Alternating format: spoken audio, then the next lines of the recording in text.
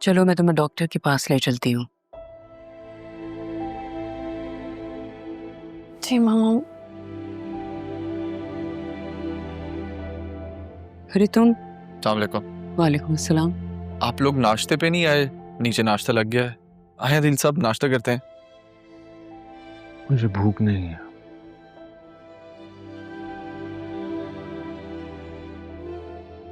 मैं अपने सारे सोर्सेज इस्तेमाल कर दूंगा, लेकिन आप लोगों के साथ ज्यादती नहीं होने दूंगा। मैंने अपने सारे लोगों को इस काम पे लगा दिया। जैसी डिटेल्स मिलेंगी मैं कार्रवाई शुरू कर दूंगा। अरमान, तुम जानते हो ना आप ही कहाँ हैं। मुझे मिलना है उनसे। अदील, जिन्होंने तुम्हारी परवाह नहीं की उनसे तुम क्यों मिलना चाहते हो? जिन्होंने परवाह का ढोंग रचाया वो कौन सा मिले मुझसे। जब तक काम था तब तक मिले दोनों बाप बेटे। अरमान प्लीज, मुझे आप ही से मिलना है। पापा तो लोग खुद से आपसे दूर चले गए, उन्हें प्लीज दूर ही रहने दीजिए। कुछ फासले चाहने के बावजूद भी खत्म नहीं होते। छोड़िए ना दिल साहब, क्या करेंगे मिलकर? तो तुम भी यही चाहते हो कि मैं आप ही से ना मिलूं? मैं बतूल को अस्पताल लेके जाना चाह रही हूँ। इसे पेन किलर दिए, तब भी इसका दर्द खत्म नहीं हुआ। अरमान, तुम हमें कैब मंगवा दोगे? क्या आपकी क्या जरूरत है? मैं खुद ले जाऊंगा। थैंक्स।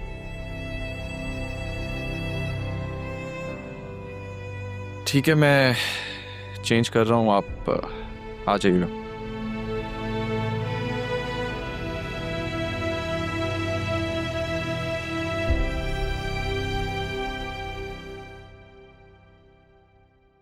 मामा हम खुद चले जाते ना, अरमान से कहने की क्या जरूरत थी?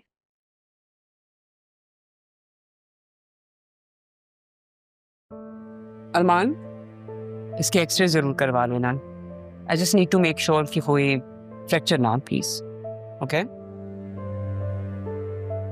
जी थैंक्स। चले? आ जाऊं गाड़ी तक? नहीं, मैं चले जाऊंगी। बतूल,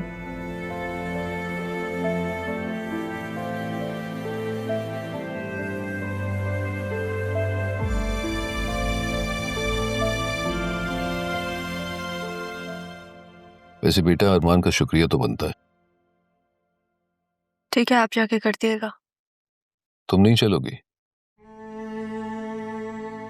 नहीं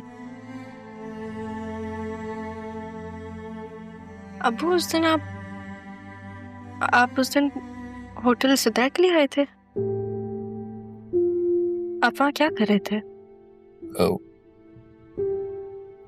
क्या हुआ? नहीं बेटा, वो अरमान से कुछ काम था। दुकान के बारे में कुछ मालूमात करनी थी तो इसलिए आया था।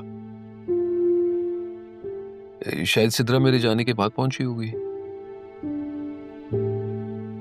तो सुबह से थी वहां पे, काशिफ बाद में आया था। कुछ सिद्रा छोटी है, वो से गलती हो गई, वो उसको एहसास भी हो रहा है। बस मैं चाहती हूँ कि सिद्रा का नाम ना आए इस चीज में। आप जब चाहेंगे ना अरमान से मिलने तो आप उसे कह दिएगा ये बात। और तुम्हें लगता है अरमान ऐसा करेगा? तुम्हें ठीक है,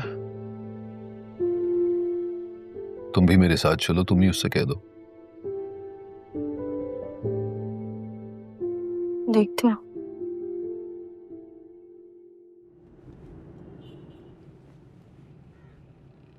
हम कहाँ जा रहे हैं? आपको अपने पैनल के हॉस्पिटल में लेके जा रहा हूँ। पैनल के हॉस्पिटल में तो सिर्फ फैमिली मेंबर्स जा सकते हैं ना? जानता हूँ। जब मैं असिस्टेंट कमिश्नर बना था तो उन्होंने मुझसे मेरी फैमिली का पूछा था। मैंने उन सब का नाम दिया जो मेरे मोहसिन है। और मोहसिनों के साथ आप ऐसा सलूक करते हैं? मेरी जिंदगी बर्बाद कर दिया, बस यहाँ बनकर आ गए। सीरियसली बतूल, आप समझना नहीं चाह रही हैं, आपको नजर आना बंद हो गया। आपके फोन से मुझे मैसेजेस आए थे, आपने कहा था कि आपने मेरा नंबर ब्लॉक कर दिया। फिर मैंने कैसे आपको कॉल की, सोचा आपने? तो ये तो आप ही कर सकते हैं। कर सकता हूँ, लेकिन उसके लिए मुझे आपके फोन का एक्सेस चाहिए। मेरे पास तो वो है ही नहीं। और आपने वो विल जरियून के हवाले क्यों की? वो विल तो मैंने आपको दी थी। मुझे नहीं मालूम था कि वो दादा जान की विल है, और जब मैंने जरियून से पूछा तो उन्होंने मुझे कहा कि वो ऑडिट फाइल है।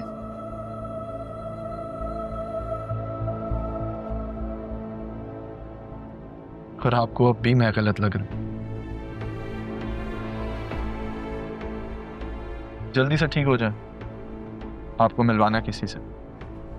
किससे मिलवाने?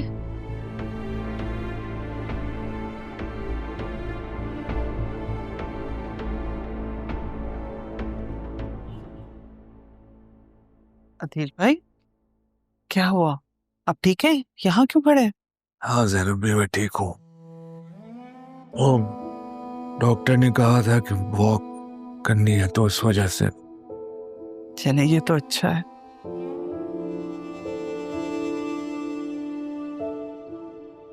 अदील भाई, जो कुछ भी हुआ उसका गम ना करें। आपके मुजरिमों को सजा जरूर मिलेगी।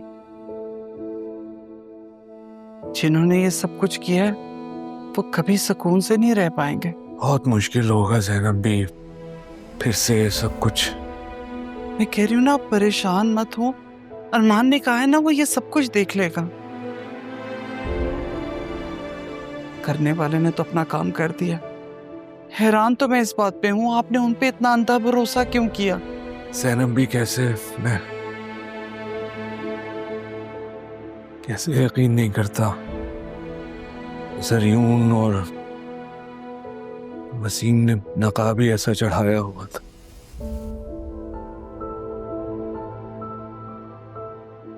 मुझे ये बात समझ में नहीं आ रही कि उन्होंने हमें इतना बड़ा धोखा कैसे दे दिया। मैंने और मेरी बेटी ने उनका क्या बिगाड़ा था? अदील भाई, बतूल के साथ जो कुछ भी हुआ वो सारी तकलीफें राहा के हिस्से की थी।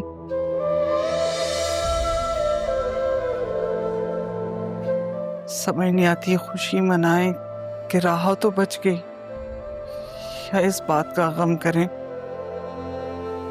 कि छीनने वाले ने सारे दुख, सारी तकलीफें छीनकर हमारी बतूल के हिस्से में डाल दी और हमारी बच्ची को भुगतना पड़ रहा।